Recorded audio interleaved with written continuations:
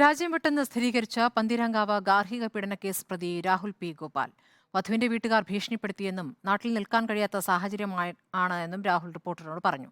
സ്ത്രീധനം ആവശ്യപ്പെട്ട് മർദ്ദിച്ചു എന്ന ആരോപണങ്ങൾ രാഹുൽ നിഷേധിക്കുകയായിരുന്നു. ആരോപിക്കപ്പെടുന്നത് പോലെ കേബിൾ കഴുത്തിൽ മുറുക്കുകയോ ബെൽറ്റ് കൊണ്ടടിക്കുകയോ ചെയ്തിട്ടില്ല. ഡോക്ടറോടും പോലീസിനോടും കാര്യങ്ങൾ വിശദീകരിച്ചിരുന്നതാണെന്നും രാഹുൽ റിപ്പോർട്ടർ ടിവിയോട് വ്യക്തമാക്കി. അതുപോലെ കേട്ടപ്പോൾ എൻ്റെ കൺട്രോൾ മൊത്തം പോയി. ഞാൻ വീണ്ടും അടിച്ചു. കൈകൊണ്ടുള്ള അടി മാത്രമായിരുന്നു അന്ന്. അതല്ലാതെ അവളെ കൊല്ലാനോ മറ്റുള്ള ഇൻറ്റൻഷൻസും എനിക്കുണ്ടായിരുന്നില്ല.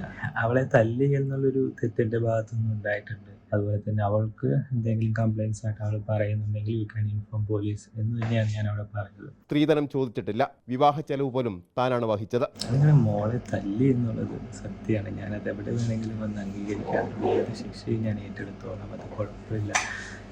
സ്ത്രീധനം ചോദിച്ചു എന്നൊക്കെ പറയുന്നത് എന്ത്? കല്യാണത്തിൻ്റെ ചെലവിന് പോലും പൈസ ഇല്ല എന്ന് പറഞ്ഞപ്പോൾ ഞാനല്ലേ അതിനൊക്കെ കൂടെ നിന്നത്, ഞാനല്ലേ കൊടുത്തത്. വധുവിന്റെ വീട്ടുകാരാണ് പ്രശ്നം സങ്കീർണമാക്കിയത്. അവരിൽ നിന്നും ഭീഷണിയുണ്ടായി. നാട്ടിൽ നിൽക്കാൻ കഴിയാതിരുന്നോടെ രാജ്യം വിട്ടു. അവളുടെ ചേട്ടൻ അന്ന് തന്നെ വീട്ടിൽ നിന്ന് പറഞ്ഞത് കൊണ്ടോട്ടിയിലൊക്കെ ആൾക്കാരിട്ട് എന്നെ കാണിച്ചു തരാമെന്നൊക്കെയാണ്. അപ്പം അങ്ങനത്തെ കൈക്രിയകളും കാര്യങ്ങൾക്കും ഒന്നും നിന്ന് കൊടുക്കാനും താല്പര്യം ഉണ്ടായിരുന്നില്ല. ഇതിനിടെ രാഹുലിന്റെ വീട്ടിലെ CCTV ദൃശ്യങ്ങൾ പന്തീരങ്കാവ് പോലീസ് കസ്റ്റഡിയിലെടുത്തു. രാഹുലിനെ അറസ്റ്റ് ചെയ്യണമെന്നാവശ്യപ്പെട്ട് യൂത്ത് കോൺഗ്രസ് പന്തീരങ്കാവ് പോലീസ് സ്റ്റേഷനിലേക്ക് മാർച്ചും നടത്തി. റിപ്പോർട്ടർ, കോഴിക്കോട്.